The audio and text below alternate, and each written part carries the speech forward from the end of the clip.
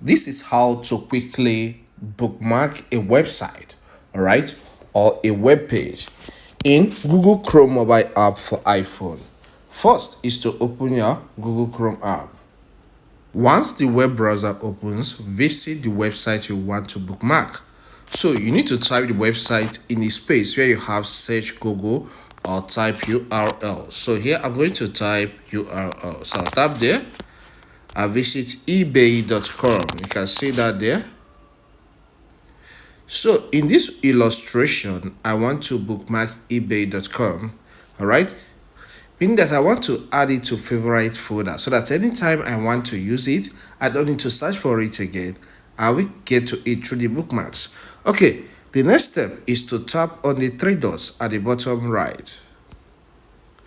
Then you will see some options, drag up, and you will see the section to add to bookmarks. Tap there, and you can see this has been added. So let's close this tab.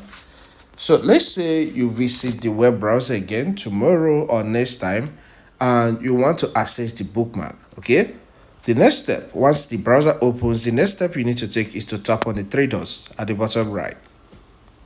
Now this will show you some options, so drag towards the left, okay, and you will see the bookmarks option. Tap on it.